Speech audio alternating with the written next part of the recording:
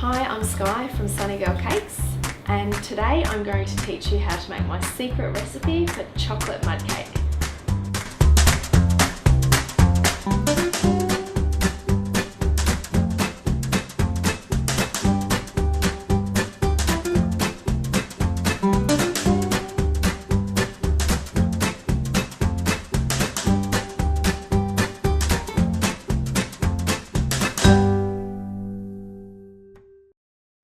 Everyone's looking for a perfect mud cake, so I thought I should share mine with you.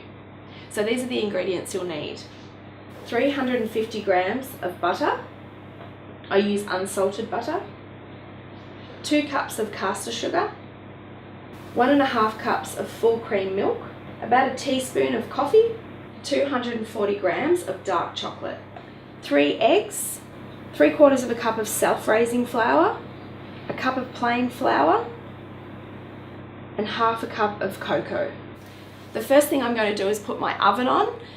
I put the oven on 150 degrees and I'm going to let that heat up before we start cooking anything. The next thing I'm going to do is add the milk to the pot.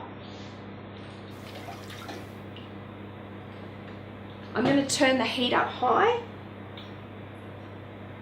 I'm going to add in my butter.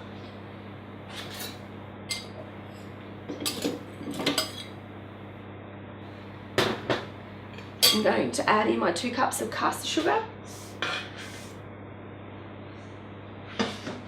Also my coffee. The coffee's optional. If you think that you'd prefer to leave that out, you can always leave that out. I'm going to measure out my chocolate.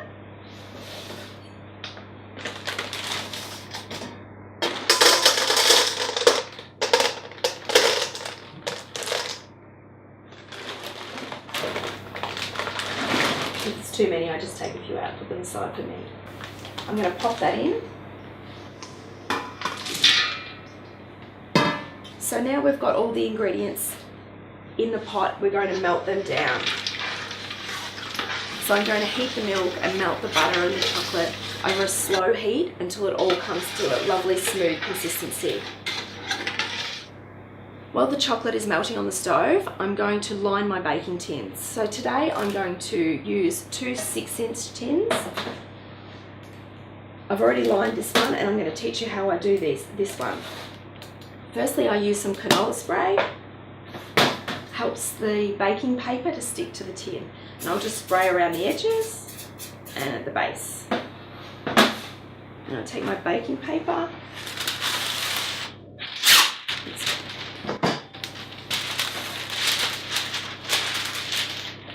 I'll fold it in half. And I'm going to make some little incisions along the base.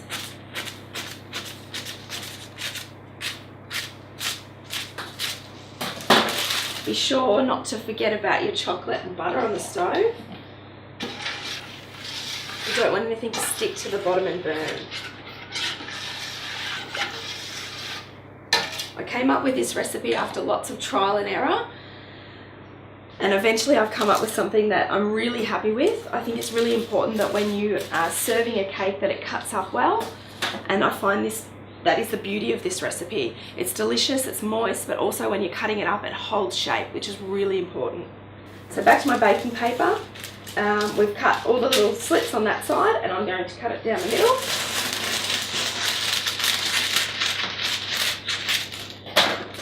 Put that piece aside. Folding the top over. And then what I'm going to do is I'm going to place it in the tin with the little slit pieces down the bottom. And as you can see, they fold in there perfectly. When I get around to where it overlaps, I'm just going to trim that off.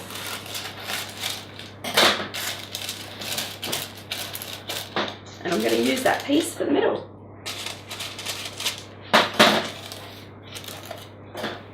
So you can see there's a little bit of extra height so that if the cake does rise above the tin, it's got a little bit of extra height and the whole base is covered. So they're ready to go. Just checking to see how this is going, and then I'm going to sift my flour. I've already sifted the self-raising flour. There's 3/4 of a cup of self-raising flour in here. And now I'm going to add 1 cup of plain flour.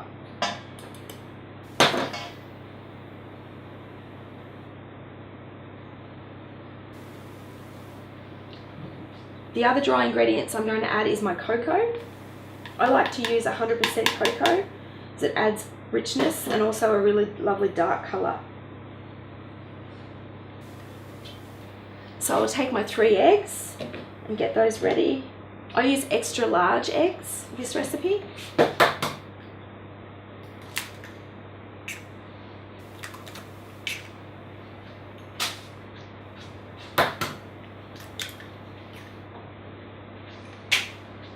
Just checking my chocolate again. It's best not to let it boil. You don't want to lose any of the liquid. You can see it's starting to melt now.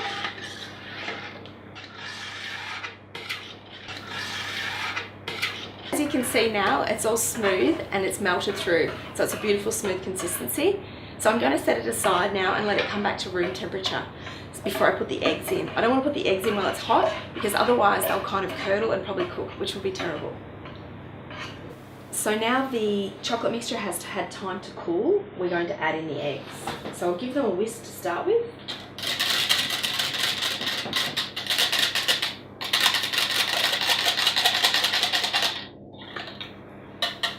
And then I'm going to add them into the chocolate mixture.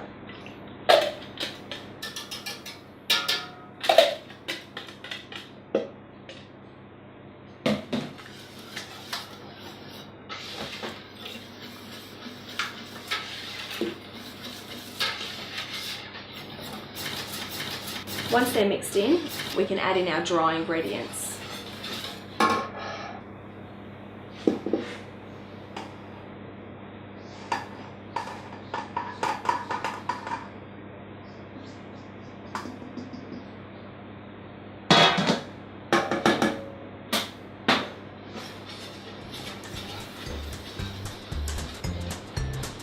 So just making sure all the flour's combined.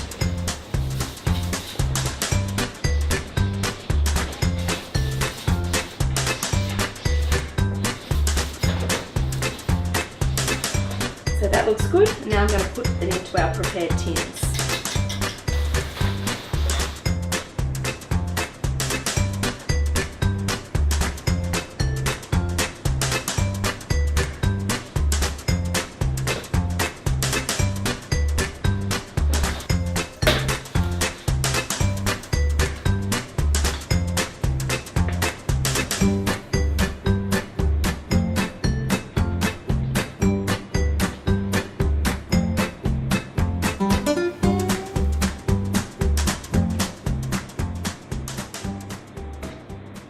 Quantity I've made today is perfect for 2 6-inch tins. I prefer to only fill the tins to halfway to about 3/4 so that they have room to rise.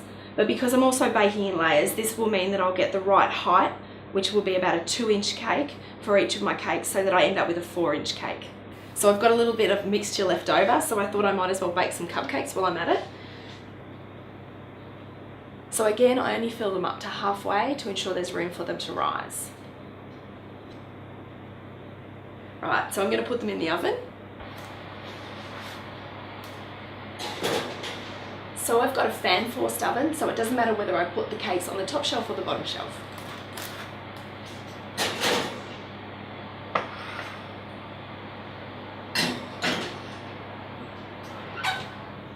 So I'm going to bake those cakes now for about an hour to an hour and a half. It'll depend on your oven for how long the cake will need to bake. The smaller 6-inch cakes that I've put in will probably need about an hour to an hour and a half, but I will check them after about an hour with a wooden skewer to see how they're going. The cupcakes will probably only take about 30 minutes. Yep, beautiful. So I've checked the 6-inch cakes. They've had half an hour, but I think they still need maybe another hour. So I'll set the timer and I'll keep an eye on them. So the cake's been in the oven for an hour and a half now, so I'm just going to check and see if it's ready. Ooh, actually looks perfect. So I'll take those out. I'll just check this one too. So as you can see, when I've taken the skewer out, there's no moisture, no wet cake on the skewer. It's all ready. And they smell delicious. When you take your cake out of the oven, it's best to let them cool in the tin. So now that I've turned the cake out, you can see how beautiful and delicious it looks. In my next video, I'm going to show you how to make chocolate ganache.